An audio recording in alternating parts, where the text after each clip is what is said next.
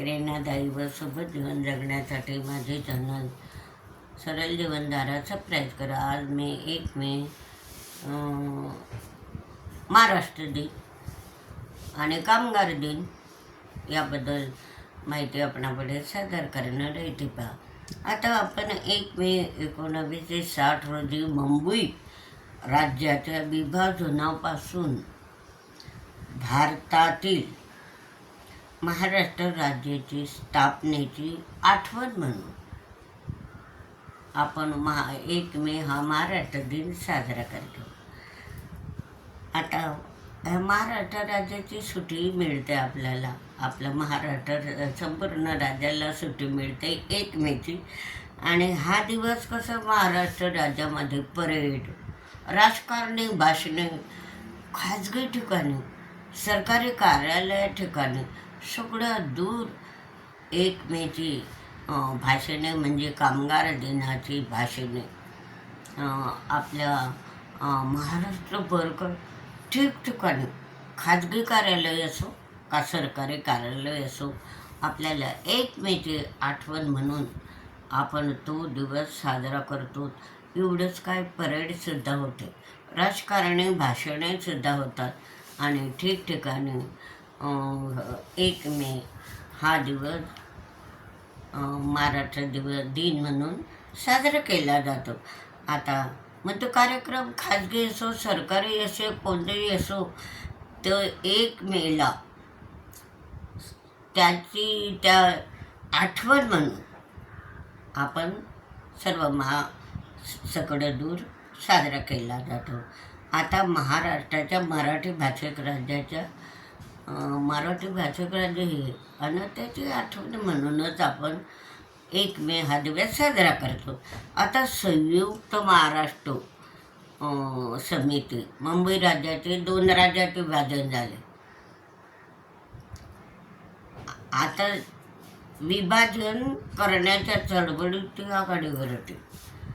संयुक्त महाराष्ट्र समिती मुंबई राज्याचे 2 राज्यात विभाजन करण्याच्या चळवळीत अशी खूप आघाडीवर होती.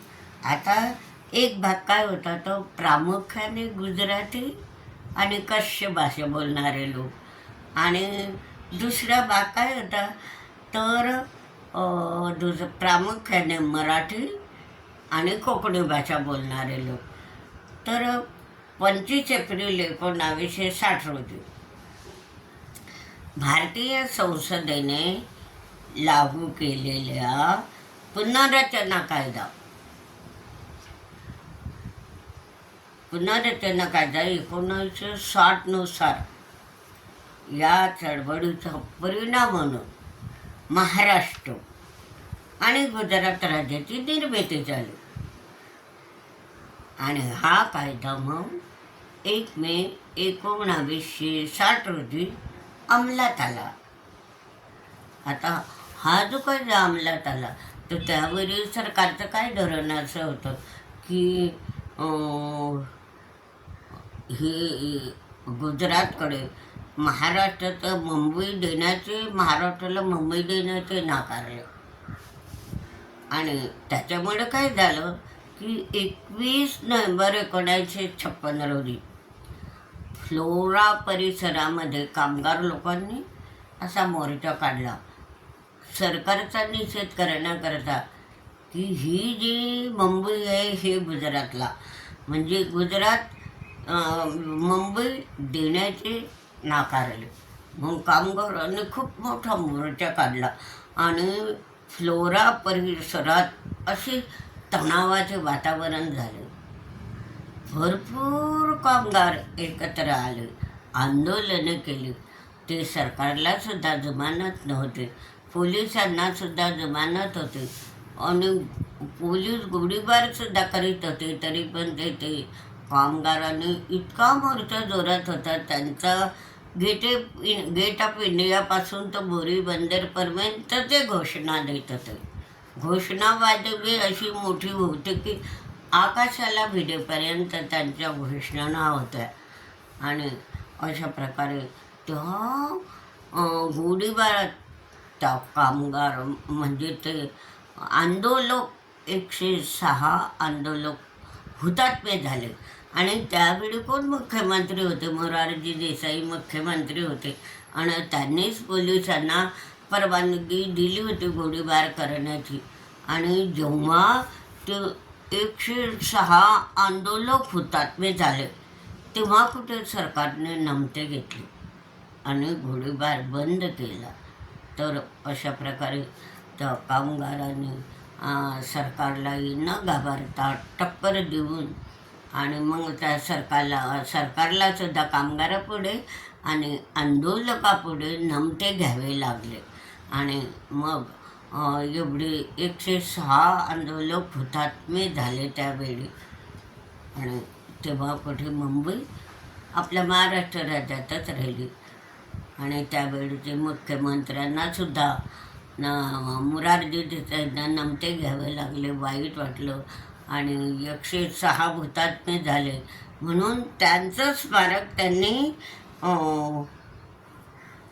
1965 त्यांचं स्मारकसुद्धा सरकारने बांधलं.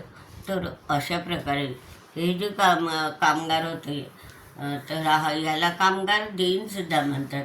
या कामगार दिनाकरता आपल्याला सुट्टी मिळते. तर अशा प्रकारे हा 1 मे महाराष्ट्र दिन आपण त्या कामगाराच्या स्मरणार्थ किंवा त्या विभाजनाच्या स्मरणार्थ आपण साजरा करतो. आणि भारतातील महाराष्ट्र राज्याची स्थापना झाली 1 मे 1960 रोजी. आणि त्या स्मरणार्थ आपण मोठ्या आनंदाने महाराष्ट्र दिन साजरा करतो ना. महाराष्ट्र दिनाची सुट्टीसुद्धा आपण उपभोगतो. तर अशा प्रकारे भरपूर आज कार्यक्रम होतात, ठायी कार्यक्रम होतात. आणि त्या हुतात्म्यांना सुद्धा श्रद्धांजली वाहिली जाते. अशा प्रकारे 1 मे हा आपण महाराष्ट्र दिन म्हणून साजरा करतो.